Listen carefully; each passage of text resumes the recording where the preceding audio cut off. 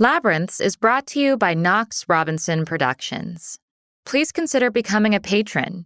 For as little as $5 a month, you can listen to Labyrinths ad-free. Visit patreon.com/Knox Robinson to learn more. I'm not thinking of it from the point of view of sitting in judgment and weighing the elements in play in each case. It's more, the work is stained, and that stain is emotional. It's not a decision I'm making. So I would have liked to have seen Polanski be sentenced, maybe. I don't even know. I haven't even really thought about it. The work is just changed, and there's not really a way around that. Feeling lost? Then you're in the right place. I'm Amanda Knox. And I'm Christopher Robinson. And this is Labyrinths.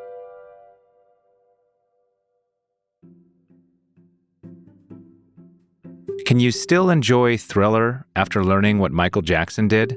Or does knowing that Picasso was a misogynist asshole ruin your ability to appreciate Guernica? The question of if we can separate the art from the artist, and whether we should, even if we can, has a long history.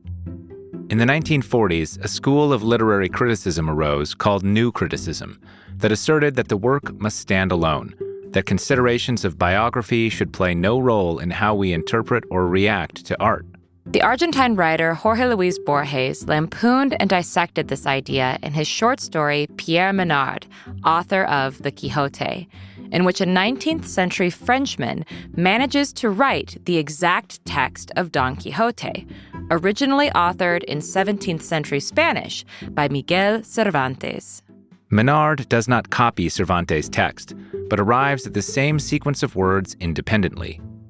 Borges goes on to assert that this is a far more impressive feat for Pierre Menard than it was for Cervantes, who was writing in his native language and time. It's an absurd and rather academic story that gets at the heart of this question. Does the biography of the artist affect how we react to the art? That question is now far from academic and has become much more visceral and emotional and personal in the age of mass media and in the era of cancel culture. We are now routinely faced with a dilemma. News breaks that an artist beloved to us, a singer, an actor, a comedian, has done something horrible.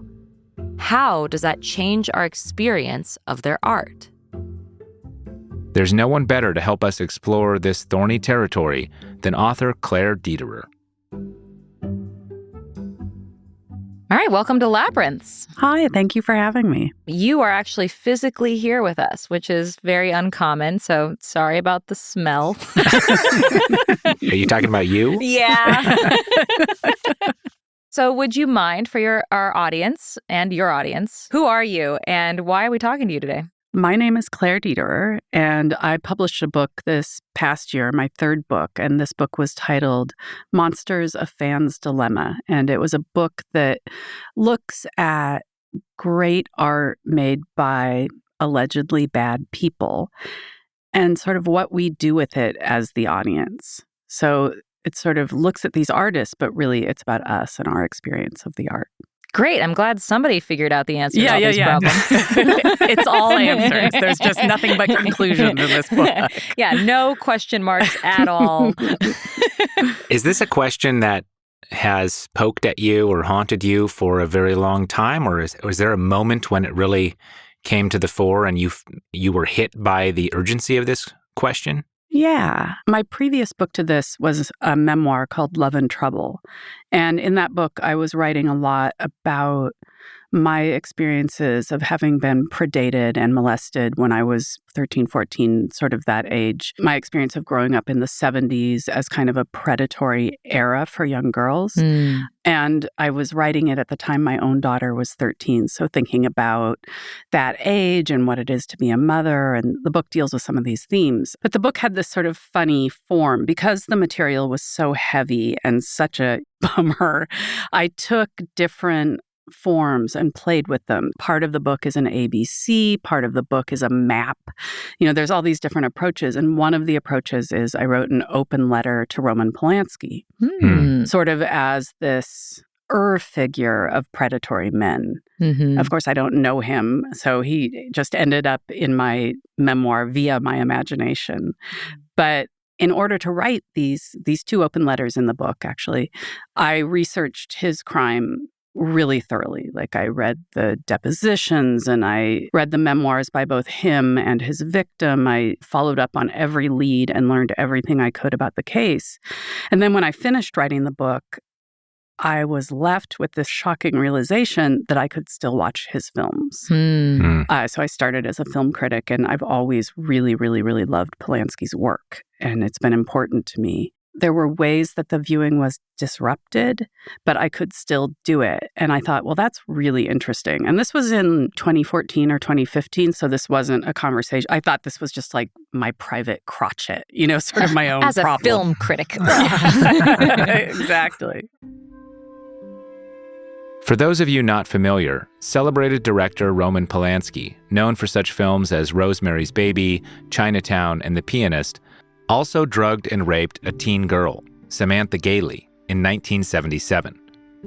We interviewed Samantha in episode 5 of Labyrinths, It's Okay to Be Okay, and her perspective on Polanski and his work after being assaulted by him is fascinating. But that trauma didn't merely affect Sam. It affected the entire audience for Polanski's films. But how exactly? I love that you used the word disrupted, because I feel like that's a very accurate way of talking about this problem, because I think people say it either is ruined or it's not ruined. And you take the stance of like, well, I'm not going to tell you if it's ruined or not ruined. I am going to tell you that it looks different when you know certain things.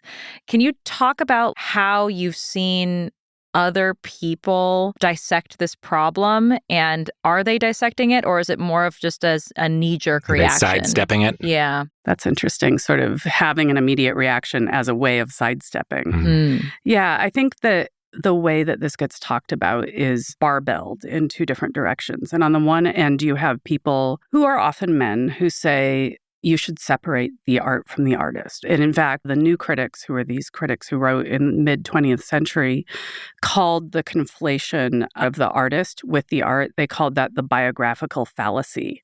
So there's a hint that they didn't like it in the word fallacy.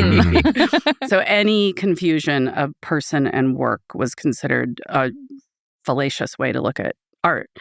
And then on the other end, you have very strenuous reactions to biographies where somebody has maybe done something rotten, and that's it, we're getting rid of the work. Not even sort of looking at the problem of, well, will this person continue to work? Like, take a person like Louis C.K. That's not what I'm really talking about, is whether or not we decide that an industry is going to support this person as a worker. But rather, okay, that's it, I'm not watching old videos of him, or I'm not going to read a book by somebody who's been so-called canceled. So those are the sort of extremes. And for me, I was troubled by both extremes. In the second example, I just didn't want to give up all the work. I think there's something about middle age that has really brought me to even more deeply value the work that I love, and to be so glad when something touches me in a profound way like that. It's very hard for me to throw it away. Having spent a lot of time consuming mediocre content. Yeah, exactly. Very true. When something gives you chills, it's rare. Right, exactly. And I think, when you're young, everything's new and fresh and exciting. So maybe love of the work is a little easier to come by. But as you get a little bit older, maybe it's rarer and therefore more valuable. So on the one end, that, but then in terms of the separating the art from the artist, that just seemed completely impossible to me. I mean, I remember I write quite a lot in the book about trying to watch Woody Allen's film Manhattan, which is about a 40-something man having a relationship with a 17-year-old girl. Which is complicated. Where do I know that from? Why? Yeah, that's something familiar about that story. That would be the fact that Woody Allen began a sexual relationship with his stepdaughter, Soon Yi, when she was around 21 years old. And being told, well, you have to separate the art from the artist. And it's like, I'm not making a decision here. I'm not like, yes, right now I'm confusing the art and the artist. It's just happening. It's something that is involuntary almost. Right. This confusion. And so setting a stricture that you ought not to do it is just impossible. Yeah. I love the way that you've sort of gone down all of the avenues of this. And one of these avenues is, okay, so can we appreciate the art if it's not actually in reference to the fucked up thing that they did? Like Wagner's Valkyries don't have anything to do with anti-Semitism. You know, it's a different thing when you see Woody Allen dating a teenager in his movies and also doing that in real life, or like Louis C.K. masturbating to his audience and then finding out he did that in real life. And you're like, oh, I feel more covered in actual sperm now. And the opposite issue, which you also bring up, that, you know, the character of Bill Cosby as Cliff Huxtable is so far away from who we know him to be now that we feel lied to. Yeah. But the Wagner is the one that I think is that's the hardest one to dismiss when people are like, yeah, I have no problem, right? Right. But do I find myself secretly judging someone who claims to be super into Wagner? I'm like, wait, are you like trying to say something by being super into Wagner? Are you waving a flag at me right now? Yeah. Is that a dog whistle? Yeah. I do think Woody Allen and Bill Cosby make this really interesting pair because, like you say, Woody Allen's very similar. His biography is very similar to a bunch of the work that he's made. And then in Bill Cosby, there's this incredible gulf between Dr. Huxtable and what we know about him. And I think that they both make you feel covered in yuck in two different ways. Don't yuck anyone's yum, but yeah. I mean, I think that there's reasons to have responses to both of those, for sure, in these two really different ways. And then I write a lot in the book about the book Lolita, and we don't know that Nabokov ever predated or preyed upon young girls. So he wrote about this theme more than once. And so that's another really interesting dynamic between work and biography, because in that case, it's almost as though the work is besmirching Nabokov's reputation. He took on that creative risk knowing it would harm his reputation. Exactly. But thinking that the mindset of Humbert Humbert was worth exploring. Exactly. In detail. Yeah. I think he knew that he risked being the monster.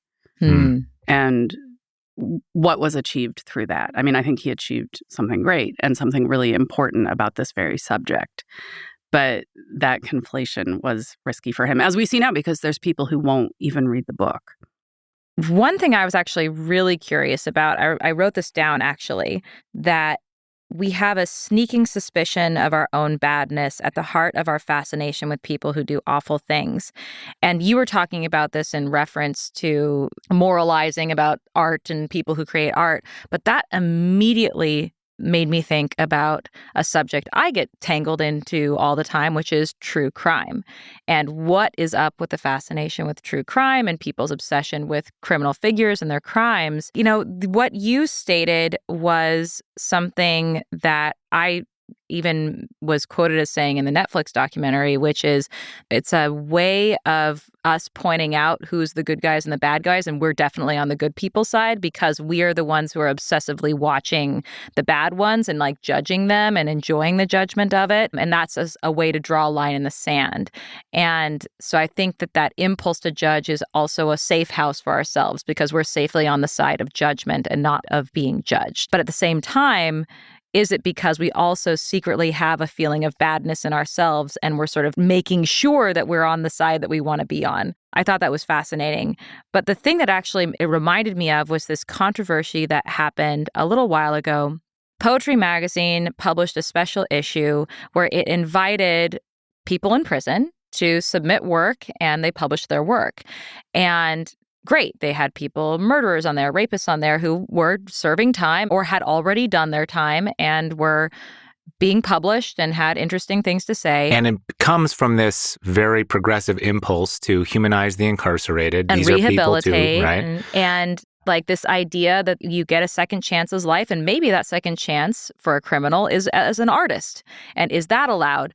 But then it just came to a head when one of the people that they published was someone who had been accused of child pornography.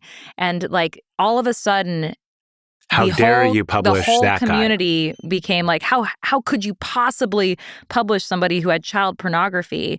And it was a poem not about child pornography, but like they were totally fine with like rapists and murderers, but not with the child pornography. And so like just this confusion. I was watching from the sidelines going, wow. Anyway, I'm just curious to know if you followed that and if you have any thoughts. I have so many thoughts. I just think it's fascinating, first of all, that there is one status of person that we decide will always be cast out, right? So even coming from this truly abolitionist progressive impulse to publish this work, which I'll say more about in a second, but even when we're doing that, we still create this out group, so that we still get to have what you so well described as a safe house sort of inside ourselves, where we are not that. And that is victim-aware, progressive, left-leaning casting out of a group. And obviously, the behavior of that group is terrible. But casting people out doesn't usually work out very well for women, for poor people, for queer people. All of these people, when we create a dynamic where people are cast out, historically, that isn't great for us. One of the things I come to in the book toward the end is this sort of interrogation of my own badness. What is it that I have done that's wrong? And I start to look at this through the lens of my own sobriety. And the problem as a sober person about pointing fingers at the bad guys is that we are the bad guys. We are the people who've done rotten things. If we hadn't done rotten things, we would still be drinking because we fucking love it, right? So there's a reason we had to quit. And so I think sober communities tend to have a really complex and really interestingly evolved relationship to what we call cancel culture. But in general, even though there is a lot of abuse in recovery circles, right, and that abuse does get called out, there's still this very healthy mistrust of the othering of the abuser. And I think that, for me, that idea of not necessarily even rehabilitation, nothing that sort of programmatic, but that idea of the humanity of the other and this unavoidable humanity of the other and of myself, the ordinary humanity we all have, became more and more important to me and more real to me as I was writing the book.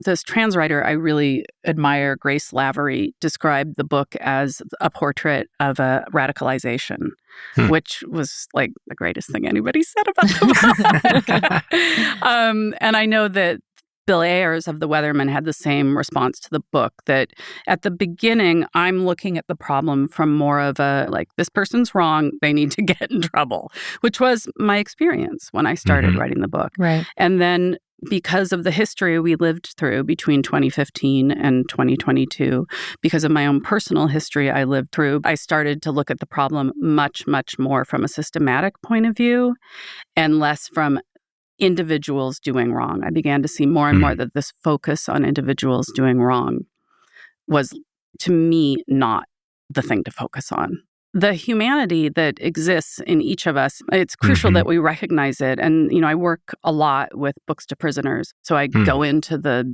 basement of the program every week and send a bunch of books to a bunch of incarcerated people who are looking for something to read. And it's really important that I don't become preoccupied by what they did. It's really important that I'm connecting with the interior self that's like looking for a Louis L'Amour novel or wants to grow bonsai or whatever it is that's going on with them. I've been thinking about this a lot lately. The validation of interiority that comes with books to prisoners or that comes with prisoners making art. It's just this affirmation that we all have interior life. And that is the core to being human. And that when you take that perspective, then the idea of the monster sort of looks a little different.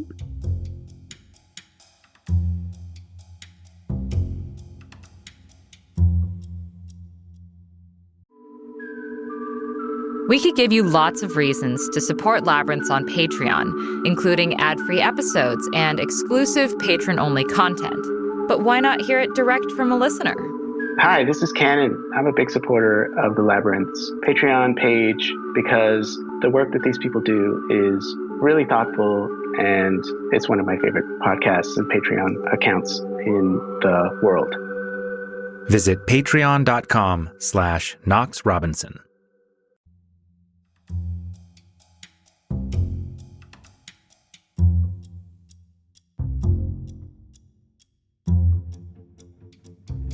We were going to ask you about your thoughts on this Bryan Stevenson quote. And we often return to this line of his that is, each of us is more than the worst thing we've ever done. He said that in reference to people on death row that he's defending. And you could equally apply that to Roman Polanski or Louis C.K. or Bill Cosby. The trick, though, is, or can you? Because how do you feel differently about the fact that some people went to prison and some people didn't? And that's what I was going to ask is like, yes, more than does not mean not a murderer, right? It's like you're still the guy who committed that horrendous murder, but you're also much more than that. Yeah. And you have this interiority and this humanity and all this other stuff. And you also like to grow bonsai.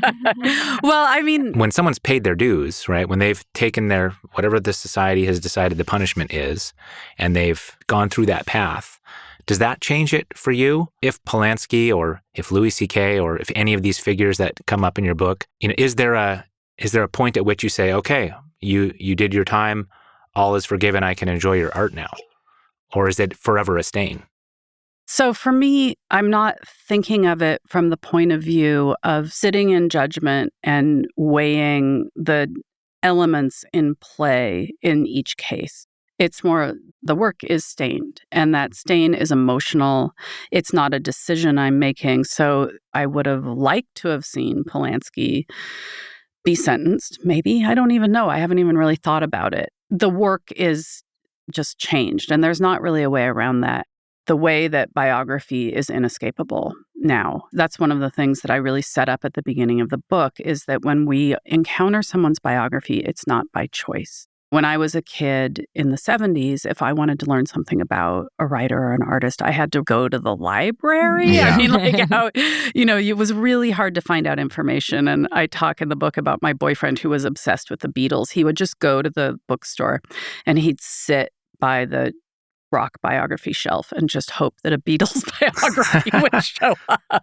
And now, of course, biography just falls on our heads. And so the things that I know, I'm not even really sitting in judgment of. And in some ways, I don't even know I know them. They're just osmosis-like entering my consciousness. Biography is, in many ways, it's what our economy runs on because it's what the internet runs on. So my relationship to it isn't something where I'm seeking out information or making decisions. It's more like an emotional response or a response to the weather is the way I would describe it. When you talk about biography, what comes to mind is the person in their entirety, bio, right? And I think of the book on the shelf. It's their whole life, It may be the case that there's one act that person has done, which is the thing that has stained their artwork, say. Is there a difference? What is that difference, if so, between the act and the person? Is it the person that you know them to be who's capable of that act that's doing the staining? Or is it the act itself? Because if the person can prove that they've changed, say, they're no longer the Bill Cosby who did all that, and you can really believe it in the way that people in recovery community, like, you can really believe, like, you've changed. It's not unstained necessarily if they've changed. As I say in the book, if I didn't believe people could get better, why wouldn't I just be like a drunk in an old cartoon with the XXX bottle? The idea of change is inherent in any elastic idea of what it is to be human, but certainly within recovery. I don't think it's necessarily, as a consumer of art, my responsibility to take on board that person's change. For instance, the guy who made Community, Dan Harmon. Yeah, he wasn't a sex pest, but he created an environment that was uncomfortable for women who were working for him, I think was the accusation that came forward. Right. And he wrote this apology that I'm speechless because it was an actual apology, right? Like, he actually acknowledged everything that happened, acknowledged that he had done harm, somehow in the midst of all that didn't center himself, And so I think that supports your point of view because it does. I love Community. Me too. It's Such so a good show. And I think that tenderness is in the art in that case. Like the way that he sees his characters is really tender. But if he hadn't written that apology, I don't know if I'd feel quite the same way. So that's an example of exactly what you're talking about, where I saw somebody go through that process and respond to it in such a rare and beautiful way that kind of took the onus off me, like made me not to have to sit here and have this dilemma that we have over and over. He's like, I'll take the hit. You watch the show, right? Yeah. Which is interesting. It just occurred to me how this biography problem, I think, is exacerbated by an economy of authenticity that we have, which is like, be authentic, sell your authenticity, unless it's the wrong authenticity, and then you're canceled. And what you think about this idea of cancel culture, does it exist? Does it not exist? Is it a weird terminology? What does it mean when it comes to the way that we are consuming each other's art, but not just each other's art, each other's lives, and our lives are now art? You know, some people do get canceled. It's true. I'm not saying that doesn't occur, but I'm really troubled by the terminology. I think that when a cancellation happens, it's because somebody, often a woman, raises her hand and says something shitty was done to me. And what follows is what we call cancel culture. So the question then becomes, do we want to risk people not speaking up so that we can't have things go off the rails in the ways they sometimes do? That was actually one of the hardest parts of this book, is I had to sit there and like try to run that calculus and kind of come up with, I think we have to support a culture where people say what's happened, because as one of my children said, if we don't do that, how do we get better? I did this event in Chicago. It was older readers than I usually talk to and wealthier. It was the University Club.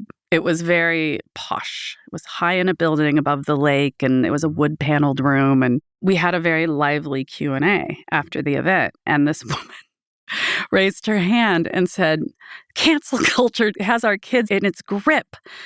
My daughter is just a victim of cancel culture. And I was like, okay, well, what do you mean? She said, my daughter's 22. I was sitting in the TV room and she came in and she got me in trouble. She started reading me the riot act. And all I was doing was sitting there watching a movie with Fred Astaire in blackface. And I just, it was like everything in your story made sense until the last line. Clearly, your daughter was trying to connect with you around why that's not okay. I think that her daughter is coming to her and is sort of shocked by what she's seeing, because it's a little shocking. And, you know, maybe it feels hostile, but is trying to have a conversation. So I think a lot of times you do hear cancel culture used by people who are my age or maybe a little bit older about their kids. And I feel like, what if we shifted and saw it as people trying to give us information? People trying to talk to us.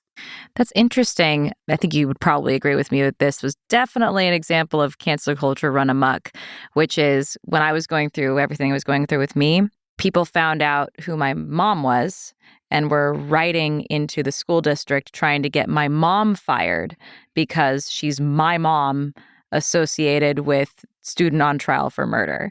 And like people who came out in my defense, other people in the online community going and trying to get them fired from their jobs, which it feels unfortunate that like so many different things get grouped into this what idea cancel culture That's what I was is. going to say. Because on the one hand, we're trying to have a conversation about like differing mores. And then on the other hand, there's like going in and trying to screw up somebody's life because you think they're associated with a bad person. You look at examples in like John Ronson's book, So You've Been Publicly Shamed, right? Yes. There's the Justine Sacco type situations where somebody does a flippant tweet, or the poor guy who was accidentally making the OK sign. He's a Hispanic guy, blue-collar worker. He was sitting at a stoplight, resting his arm out the window. Just kind of like fiddling with his hands. With his fingers. You know, and going like a this. group of progressive protesters walked by, saw him, took a photo of his hand doing the OK sign, put it up on the internet, and then this guy gets fired from his job, et cetera. He's a Hispanic immigrant. Yeah. Right. And it's like, you think he's a white supremacist? that phenomenon is a very different phenomenon than people calling out Harvey Weinstein. Right. And we shouldn't have one term to talk about those two things. I think that's really smart because obviously the situation with your mom, even if she were, a nightmare, would still be not okay. Yeah. And I do think that your point about it's too many different kinds of actions caught under one umbrella. And if you are the person who's on the receiving end of that, I think that the reactive thing is then to say all cancel culture is bad. But what I think is interesting to think about from a feminist point of view is what is achieved by calling all these behaviors cancel culture, who isn't going to speak because of that. And it's really effective in getting people not to speak. One thing I wanted to get your thoughts for the audience, just to tantalize them further to read your book, is when you talk about the difference between ethical thoughts and moral feelings. It's a perfect example, the call about your mom. That's a moral feeling. They might think they're having an ethical thought. They think they're like, this is wrong and I'm going to do something. Right. But they're just really in the grip of this idea that calling someone else wrong is going to make them more right. Calling someone else not okay is going to make them more safe. When you are pointing your finger and when you're calling someone else a monster, I think that somewhere in there is the knowledge of one's own badness. Why else would you be pointing over there? So there's some kind of self-hatred or guilt that's sort of happening in that moment, even though it's completely unconscious. I tend to think of it as like there's a lot of things being projected onto me that are not actually from me, and I'm just sort of absorbing all of whatever you have going on inside of you. It's interesting to find oneself to be that blank slate onto which people can do that. In defense of the monster-seeking impulse, I could... It's so fun. I definitely think there's this tribal in-group, out-group thing happening. I could also see there being a deep evolutionary origin here in the same way that we are fascinated by stories of disaster and harm, because it's very useful to know how your cousin or friend or someone else in your tribe got harmed so that you can avoid that same harm. Like, you are really incentivized by natural selection to want to know that. Yeah, I think it's the megaphone of broadcasting. Yeah. And the availability from an entire global culture that puts that in front of you. Exactly. So I think that you're no longer speaking to your tribe. You're speaking to everyone. It's this massive category error we all live with every day, where we think we're having an exchange with each other. I wrote in the book about parasocial relationships and this idea that we have these relationships with public figures or the blank slate, that you were talking about. And they feel real. And that parasocial relationship, that idea, the sociologists who talk about it trace it all the way back to the first days of radio. Say I'm standing in a room and I'm speaking to 50 people. We all know what's happening in that moment. If I'm speaking into a box in your house, suddenly we don't know what our relationship is. And we sort of have never figured it out. And so I think the same thing goes with this idea of our tribe and protection. We're broadcasting something that maybe is better said. There's no feedback mechanism in that radio example. And I think one of the interesting problems now is that there is a big feedback mechanism through social media. And that leads to an entirely different problem of audience capture. Yes. Where people will be very attuned to the chattering voices of their Twitter, Facebook, whatever audience, and then double down on the things that get them the most ratings and views, which tend to be outrage-inducing, provocative, etc. Right. And that dialogue or that chatter can look like gossip. And why is gossip powerful? For women and for outgroups, the whisper network is crucial for exactly what you're talking about, this idea of exchanging information that you need to know about, that guy's, stay away from that guy. Stay away from him, yeah. When I'm texting you and telling you that, that's a very different dynamic than if I'm subtweeting someone. Yeah. And so it is that broadcasting and then the feedback loop that turns into this noise, which is not at all the same thing as this powerful tool that gossip can be.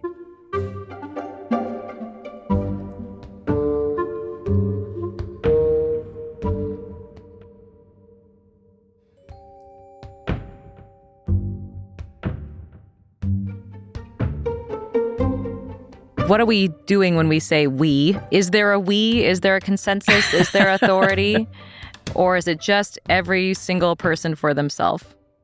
I talk in the book about this idea of we being this tool that's sort of pressed into service when the speaker wants to have more authority for their moral feeling.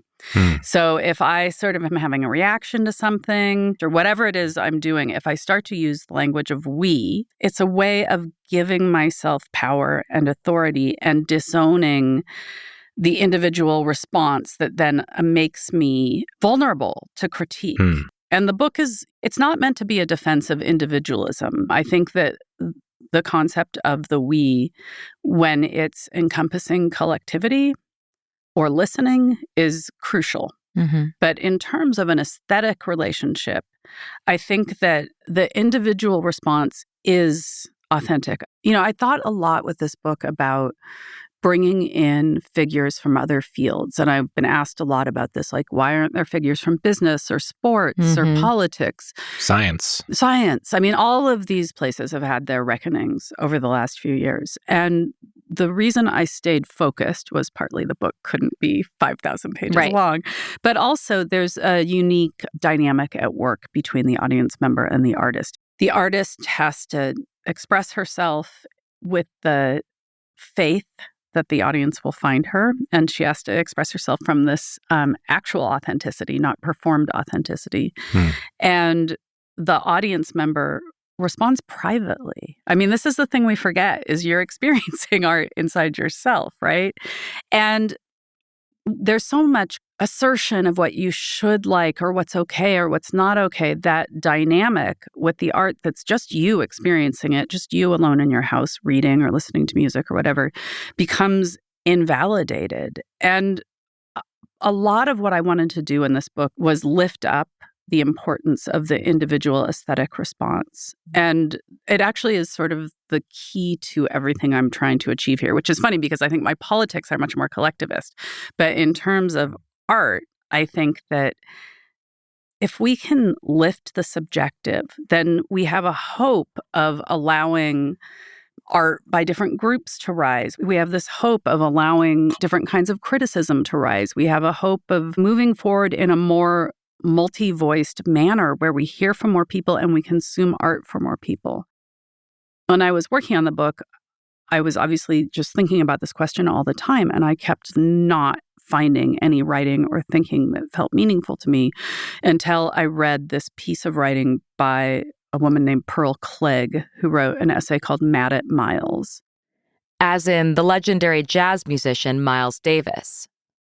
And in that piece, you can tell it's a really emotional individual response by the title because she has the word mad in it. And then she writes about falling in love with Kind of Blue and learning after she was already in love with the work about what Miles's abusive behavior toward women, his is self-admitted. And she was furious because she had loved the work. She was furious because she felt betrayed by him. She was furious because she had survived abuse. She was furious because she's a Black woman and she didn't want to be angry at a Black man. All of these things came from her own subjective experience. And when I read that, I thought, oh, this is it. This is what I want to do. This is what I want to be around. This is what I want to read. All of a sudden you're stepping out of that kind of like ethical posturing and really being inside the subjective experience and the moral response. And it wasn't that after I read that, I thought, now I'm going to have the same opinion as Pearl Clegg, right? I didn't think, oh, now I feel the same way about Miles Davis. Instead, I felt, oh, now I see it's my job to stand in my subjectivity and say what I think and feel, and thereby allow the audience member to do the same, each reader to do the same, to come to that dialogue thinking about what their own subjective response is, which is a really hard place to write a book from in a lot of different ways. But to just stand there and be like, yes, I'm a middle-aged, middle-class white woman, and I'm going to be subjective about this. It was really scary. Yeah, I was thinking about the other domains you mentioned, and everything you just said, it strikes me as things you can't really say about science and business. they're not subjective and emotionally charged in that same way. Like you wouldn't just decide not to get a vaccine because the person who developed it was, well, I mean... Or would you? Exactly. I'm thinking of like, if Einstein was a womanizer, it doesn't change whether or not his theory of relativity is true. Mm-hmm. It's just true or not. And we can verify that. And it doesn't matter how much of a womanizer Rockefeller was. He might be a great businessman. You kind of can't help but be like, you're undeniably a genius. Not only is it sort of not right. subjective that way, like you can just look at the numbers and be like, yeah, that guy was an incredible businessman. Or the same thing with sports even. So there's that part. But then also like people don't tend to develop an emotional relationship with the theory of gravity the way they do with Kind of Blue. So there's something special about when an artist does a monstrous thing because you already have opened the sort of emotional floodgates. I think it's also one of the reasons we get so much bullshit about how you're supposed to feel or how you're supposed to respond, because the model we're talking about is, here's this person who did something great and they did at least one rotten act. But how do we know the work is great? Right? There's this shifting kind of perspective on whether or not something's truly great. And I wrestle a little bit with that problem in the book. But the problem of what makes something great is thousands of years old. And so that's one of the reasons that we're just sort of barraged with this just either strong-arming, saying, well, we separate the art from the artist and Manhattan's a work of genius. Or, this idea, well, it's not worth keeping around if the person did a rotten thing, right? Like it's worth nothing, it's worth everything. One of the things about the cancel culture thing that has always rankled me is, even if it is accountability culture, even if it's the particular example you're discussing is one in which someone genuinely has done something that is some degree of icky. We have very important safeguards in our institutions for a reason. We have due process, we have the right to face your accuser, we have standards of evidence, and they're super flawed and they mess up and they need to be reformed and all of that. But I'd rather have them in place than have no standards. And that includes proportional sentencing. It's an ideal to aspire to that our system fails to implement. But when the mob comes for you, even when you've done something wrong, none of those safeguards are there. There's no right to face the accuser. There's no guarantee of proportional sentencing, all of that stuff. And so you run into situations where someone has done something, but there doesn't seem to be agreement on what exactly should happen to that person.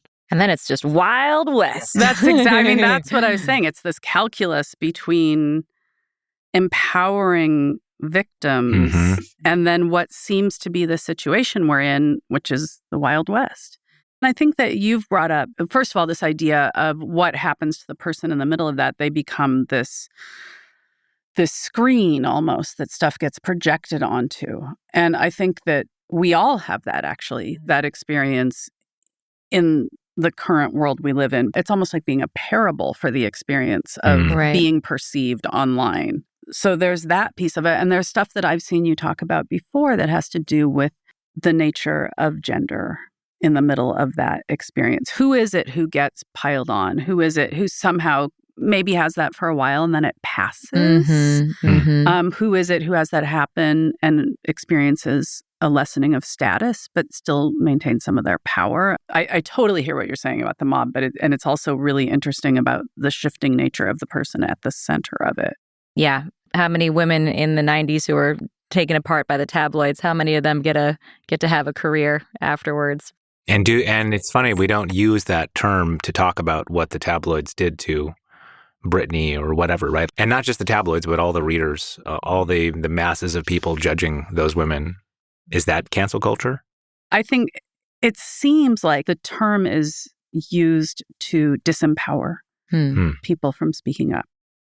Maybe I want to return to this idea of authenticity because it's deeply tied in with biography. And I think it's really anchored in our present moment. The questions you grapple with, like, say, Polanski, like, you could have been grappling with those in 1980, right? And they're still relevant in the same way, but there's a new dimension now when we're all living our lives on Instagram. Or TikTok if you're a kid. I know, I sound so old. On Facebook. Yeah. On MySpace. Yeah. We're all old. the authenticity factor has been ratcheted up, I think, in our current moment. Even AI makes me think of this, how more and more our value as human beings is coming under question. And the only economy that we have left is the economy of our authentic selves and how much that authentic self appeals to a wide audience and how much we can sell it. Like today is the Super Bowl. And today, Taylor Swift is going to go watch her boyfriend throw a ball around a field. And the event itself, the sports game, is that event that people are paying for. But a lot of people have been spending a lot of money to consume the very fact that Taylor Swift is going to go watch her boyfriend throw a ball around a field. And that is that economy of authenticity. We're not just consuming her music, we're consuming her life. And we all are sort of moving in that direction. And how does our feelings about someone's biography play into that? I mean, it feels like it makes it even more like their life is the art. Therefore, how we feel about their life is the value. So it makes this whole argument ever more absurd because we've just gone into this realm of ridiculousness. Once again, it's always worth stopping and saying, who's making money off this? I think that the whole thing, the whole internet, the whole engine runs on this, exactly what you described, this authentic biography, not just biography, but the unmediated experience of the other and the unmediated expression of the self. What happens is that art and the publicly lived life become conflated. And you've written a memoir. You know that they are not the same thing, right? That you make the piece of art and you are thinking of the reader. You're having an imaginative experience as a writer. You're taking your life and shaping it into story. And then when I come to read your book, I'm hearing your voice. I'm engaging with you in this one-on-one way. It's a made thing. The madeness of it is what's beautiful. If you just put your journals there, I mean, maybe that would be interesting for a while. Right. But then after a while, I'm just complaining about being in prison again. God, I'm still here. Day 1000. Yeah. I mean, which as witness is kind of interesting. It's like my Ulysses. Yeah. The life, the bio part of this is so often also curated, though, right? Like, it's just, there's this lie that we all kind of engage in from the person on both sides of the TikTok account, right? The celebrity is selling you the lie that you're getting a window into their authentic reality, and it's a highly curated selection of what their life is like. And you are sort of suspending disbelief that you're getting that window into their authentic life. You're lying to yourself. Right. And so it is a made thing. The Instagram accounts, the TikToks, those are just as much curated art feeds as the memoir or the album is, in a way, for people who are at that profile, that level. But there's a kind of commonly accepted, I think, denial of that. We want to believe that this is different than the album, that you're witnessing something about that person's life that isn't as composed. It's not the memoir. But that make-believe that I'm experiencing their lived life is what makes it not commensurate with the album or the book, which lives inside the formality of its own artifice. And so I step to that and I'm like, okay, I know this isn't how Amanda Knox experienced this exact experience, but she shaped it into a thing, and we're both participating in the fact that it's made. It's almost anti-spontaneous. I think that probably there are things happening in those realms that probably are art projects. Right. Yeah, I think about the art of the selfie and how now there is truly an art to the selfie, and like, how do you arrange the picture and how do you hold it and how do you shape your face and what filter do you use? Like, there is all of a sudden an artifact that's being made. It's just a picture of yourself. Yeah, yeah. Whether you're doing it correctly or not. We're long past the stage of James Franco just laying in bed taking a picture of himself. Right. Yeah.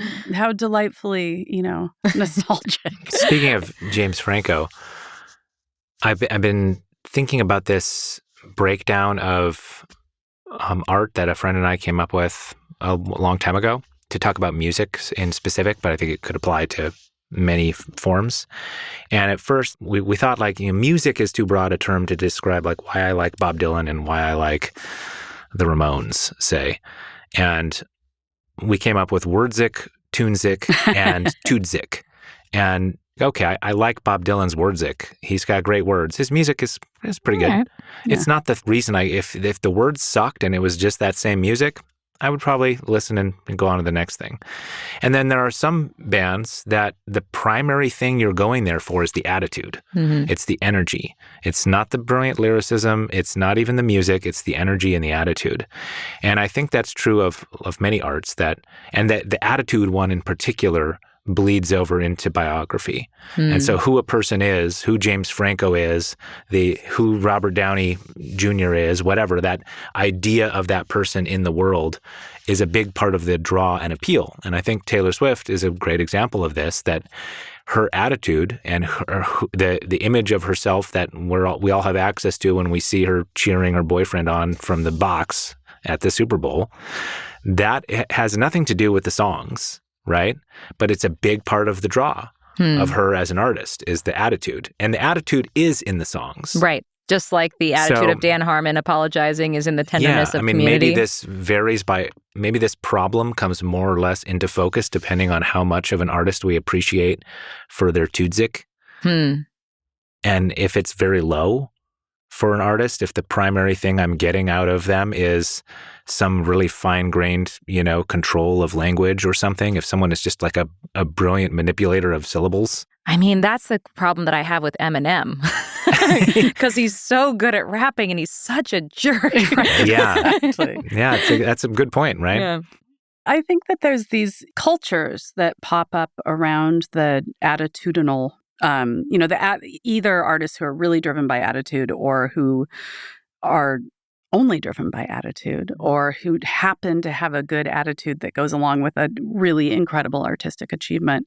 There's an energy around that's often generated by young girls. And so I think that, on the one hand, you can look at those people as being manipulated by a corporate culture. On the other hand, if we think about the mob rising up and being this horrible thing that we experience over the internet, at the same time, there's girls around the world interacting through these boxes of light, saying what they love, what they love, what they love. And so there is this incredible giant art project happening that has more to do with the audience, which is always more interesting to me, than it necessarily has. Like, Taylor Swift's fine, but the dynamics around Taylor Swift are fascinating. Yeah. And young girl driven and have always been thus. And so it will always be that these artists who have the adulation of young girls are maybe going to be less respected. I mean, it's really hard to untangle that back and forth, that feedback loop, right? I mean, I'm thinking of that Bo Burnham song. What's the name of that song?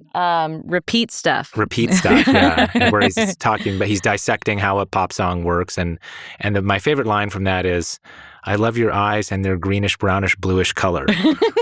Yes. Right? Just like you're any girl. Just like eyes.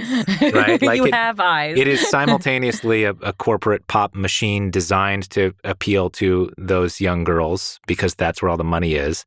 And it's also the manifestation of the collective urges and desires of that group. You're giving them what they want. Right. We want the love song. Yeah. But they are shaping it, but so is corporate America shaping it. They're both shaping it. Right? But it's also totally okay to want to take a break. Like, I had this very weird experience when I was in New York this past spring where I accidentally met Carrie Brownstein. And we were talking, and I guess Slater-Kinney had done a show the night before, and they had a free day in New York. And she said, I am just walking around the city trying to find some art I know nothing about. And I just thought I've been thinking about that for a year. Just this idea that she had set aside a day to encounter work, whether it was music, visual art, whatever.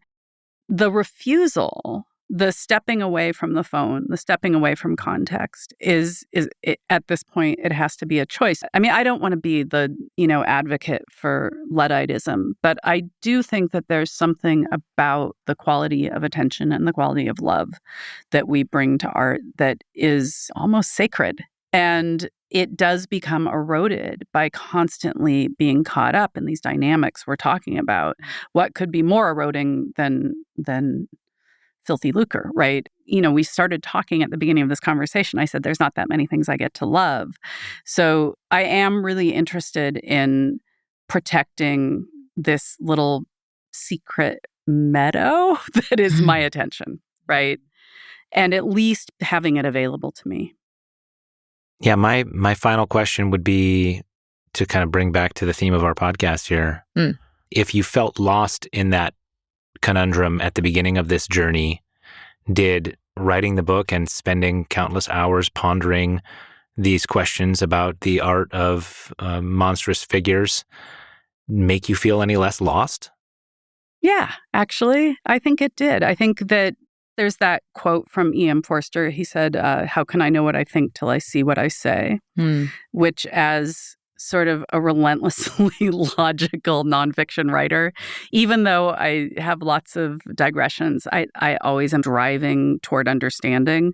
So spending years driving toward that understanding was just an incredible thing to get to do. And trusting that the reader would come with me was really scary. But I do feel like I got to do that. And I also got to see, once the book was finished and I looked at how different I was at the end of the book than I was at the beginning of the book, through the ways my perspectives changed, I got to actually witness some political, intellectual, and emotional growth in myself, which was shocking.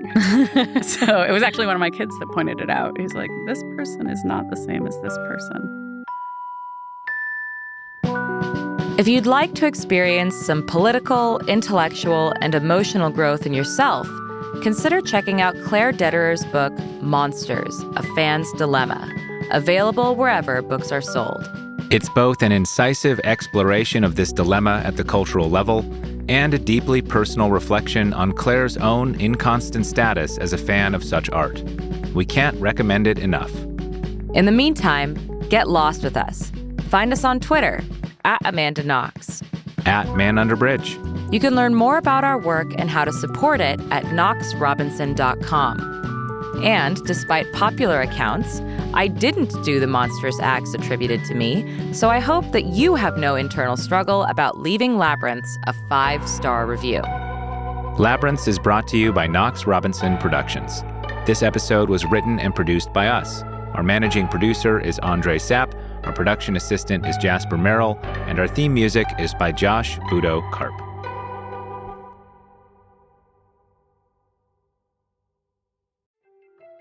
Fun fact, for every hour of Labyrinths you enjoy, we put in dozens of hours researching, outreaching, interviewing, scripting, editing, and audio engineering.